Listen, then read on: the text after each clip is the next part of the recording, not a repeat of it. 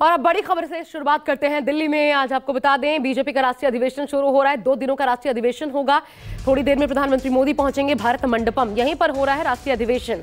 साथ ही राष्ट्रीय अध्यक्ष जेपी नड्डा भी पहुंचेंगे, बीजेपी के पहुंच चुके हैं। फिलहाल उनके बारे में जानकारी ये मिल रही है। राजनाथ सिंह भी मौजूद हैं भारत मंडपम में। बीजेपी का ये 2 दिवसीय अधिवेशन है। आपको ये भी बता दें कि 2014, 2019 दोनों लोकसभा चुनाव के पहले बीजेपी ने इसी तरीके से राष्ट्रीय महाधिवेशन का आयोजन किया था। 11,500 जो डेलीगेट्स हैं बीजेपी के, वो पहुंच रहे हैं। यानी जिला अध्यक्ष, पंचायत अध्यक्ष से लेकर के तमाम विधानसभा, लोकसभा क्षेत्रों पर निगाह, उनके जो प्रतिनिधि हैं वो इसमें हिस्सा लेंगे। एक और बड़ी बात, जो सांसद मौजूद रहेंगे, क्योंकि सांसद मंत्री सभी पहुंचेंगे, उनका रिपोर्ट कार्ड भी इसमें खंगाला जा सकता है। क्योंकि इससे पहले खबर आ चुकी है कि जिनका अपने क्षेत्र में काम अच्छा नहीं रहा है या जिनसे नाराजगी है आम जनता के बीच, इस बार बीजेपी ऐसों का टिकट काट सकती है। लेकिन ये देखिए तैयारियां किस प्रकार की है। वहां पर सांस्कृतिक कार्यक्रमों का भी आयोजन किया गया है भारत मंडपम में। थोड़ी देर में प्रधानमंत्री मोदी पहुंचेंगे। कुमार गौरव हमारे साथ जुड़ चुके हैं, हमारे संवाददाता इस वक्त ज्यादा जानकारी लेकर।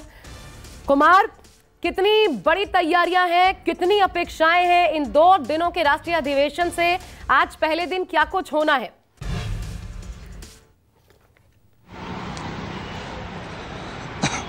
देखिए, जाहिर तौर पे अब से 5 मिनट के बाद राष्ट्रीय जो अधिवेशन है उससे पहले राष्ट्रीय पदाधिकारियों की बैठक होगी और अब से कुछ देर बाद प्रधानमंत्री नरेंद्र मोदी भी भारत मंडपम, जो मेरे ठीक बगल में है, वहां पे पहुंचेंगे। और राष्ट्रीय पदाधिकारियों की बैठक में एजेंडा तय होता है कि राष्ट्रीय अधिवेशन में किन किन एजेंडों पे चर्चा होगी। तो उस तमाम बैठक के दौरान वो मौजूद रहेंगे।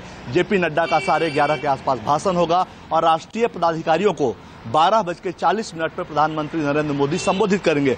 कुल मिलाकर इस पूरे महाधिवेशन में, चूंकि हर लोकसभा चुनाव से पहले पार्टी राष्ट्रीय महाधिवेशन करती है, क्योंकि ये एक बड़ा मौका होता है जब 11-12 हजार के आसपास देश भर से उसके जो चुनिंदा कार्यकर्ता होते हैं, जो डेलीगेट्स होते हैं, वो कार्यक्रम में पहुंचते हैं और पार्टी की जो बात होती है, सरकार की जो बात होती है, जो लाइन होती है, उस पर चर्चा होती है, ताकि देश भर में फैले हुए ये तमाम जो 11,500 कार्यकर्ता जो दिल्ली पहुंचे हैं, उन तक सरकार की तमाम एक बातें पहुंचे, क्योंकि जमीन पर वही सरकार की बात को या पार्टी की बात को डिलीवर करते हैं। तो इसलिए तमाम कार्यकर्ता यहां पहुंचे हैं और 2 मुख्य तौर पर प्रस्ताव रखा गया है। पहले आर्थिक और राजनीतिक प्रस्ताव होता था, लेकिन इस बार थोड़ा बदलाव किया गया है। इस बार पहला प्रस्ताव है मोदी की गारंटी, यानी उसमें आर्थिक और राजनीतिक दोनों प्रस्ताव को समाहित कर दिया गया है। जो 9-10 साल में प्रधानमंत्री मोदी ने काम किया है और जो वायदे आगे के लिए किए जाएंगे, वो सब मोदी की गारंटी नाम से किए जाएंगे।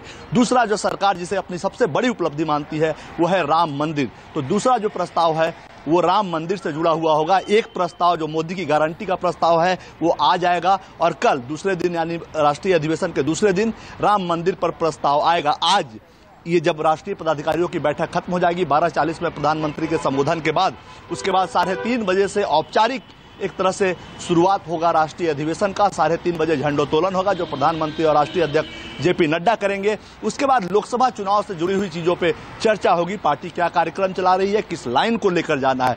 तो कुल मिलाकर 370 का जो लक्ष्य 2024 के लोकसभा चुनाव में प्रधानमंत्री ने रखा है, उसको ग्रैब कैसे करना है, उस तक पहुंचना कैसे है, इसका मार्गदर्शन इस 2 दिन के कार्यक्रम में जो पार्टी के तमाम नेता और कार्यकर्ता यहां जुटेंगे, उस लाइन पे उनका मार्गदर्शन किया जाएगा।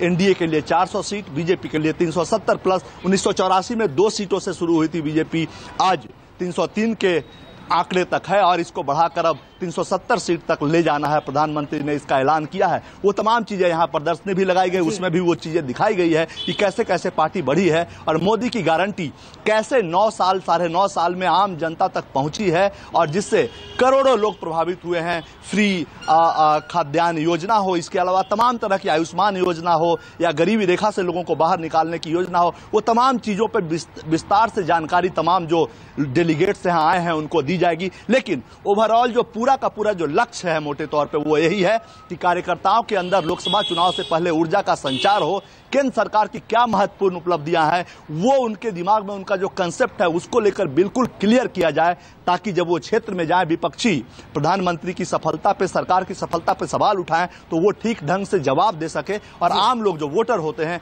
उनको समझा सके कि प्रधानमंत्री मोदी 2024 में भी क्यों जरूरी है, देश की तरक्की के लिए क्यों जरूरी है, क्योंकि पहले भी कहा जा चुका है कि 2024 में 370 सीट लाएंगे, देश को तीसरी सबसे बड़ी अर्थव्यवस्था दुनिया में बनाएंगे। तो ये तमाम चीजों की डिलीवरी जो होगी, जो कार्यकर्ता जमीन पर डिलीवर करेंगे, उनका एक तरह से आप इसे ट्रेनिंग क्लास कह सकते हैं। और कल जब इसका समापन होगा तो प्रधानमंत्री के जीत के मंत्र के साथ होगा। प्रधानमंत्री कई सारे लाइन लेकर आते हैं, अमूमन आपने देखा होगा कार्यक्रमों में, उससे कार्यकर्ताओं के अंदर उत्साह आता है, ऊर्जा आता है कि वो अपने सबसे बड़े और सफलतम नेता को सुन रहे हैं और उसी आधार पर वो जमीन पर जाकर फिर मैदान में काम करते हैं। कुमार, यानी मुद्दों के कौन से मुद्दे हैं और किन मुद्दों में कितनी धार के साथ आम जनता के बीच पहुंचना है 2024 में, ये लाइन सीधी सीधी ड्रॉ कर ली जाएगी इस 2 दिन के महाधिवेशन से। लेकिन दूसरी एक बड़ी बात भी निकलकर सामने आ रही है, इस पर जानकारी दीजिए, क्योंकि सांसद रिपोर्ट कार्ड लेकर पहुंचेंगे और इससे पहले खबर ये आ चुकी है कि कई सांसदों का इस बार बीजेपी टिकट काट सकती है उनके प्रदर्शन के आधार पर, अगर उनके क्षेत्र में लोगों के बीच नाराजगी है उनको लेकर। तो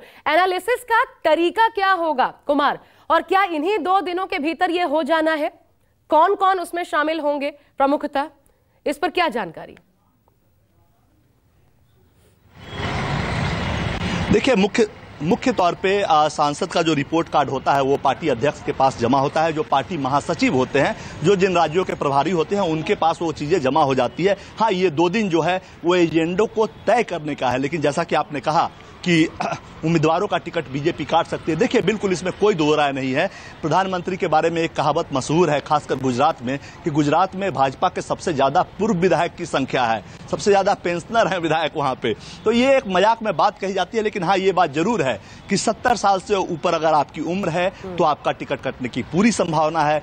3 टर्म अगर आप सांसद रह चुके हैं तो आपके टिकट कटने की पूरी संभावना है। वैसी स्थिति में ही वो टिकट आपकी बच सकती है जब लोकसभा का जो एनालिसिस होता है, पार्टी 6 से 7 सर्वेज कराती है, संघ की अलग रिपोर्ट आती है, पार्टी संगठन की अलग रिपोर्ट आती है, यानी कि हर एक लोकसभा में 8 सर्वे होते हैं, जिसमें से कि ज्यादातर सर्वे हो चुके हैं, 1-2 सर्वे अब बचे हुए हैं। जो पार्टी विस्तारक नियुक्त करती है वो भी अपनी रिपोर्ट देते हैं। तो जमीन पर देखा जाता है कि आपका परफॉर्मेंस आपके क्षेत्र में कैसा है, लोग आपसे खुश हैं या नाराज है। एंटी इनकम्बेंसी की जो बात होती है, लोगों सरकार को ये पता है, बीजेपी को पता है, प्रधानमंत्री मोदी को पता है कि उनके चेहरे पे एंटी इनकम्बेंसी नहीं है। हाँ, लोकल स्तर पे, सांसद के स्तर पे एंटी इनकम्बेंसी हो सकती है।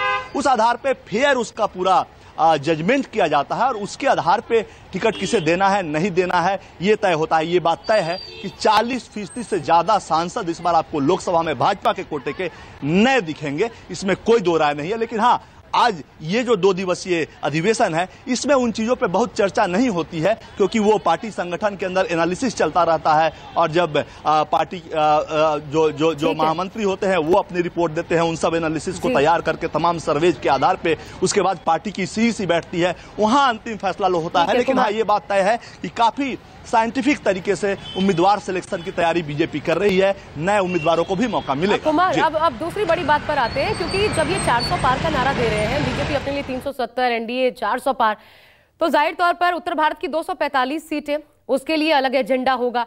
131 दक्षिण भारत की, उसके लिए अलग एजेंडा होगा। तो ये जो दक्षिण भारत की, तमिलनाडु में तो 0, आंध्र में बुरी हालत, तेलंगाना में ही मात्र 4 सीटें आई थी जो अभी है बीजेपी के पास है। तो ये दक्षिण भारत और उत्तर भारत, क्या इसको डिवाइड करते हुए भी मुद्दों को अलग अलग किया जा सकता है? इसके लिए एक अलग प्रारूप देखने को मिल सकता है इस बैठक के बाद।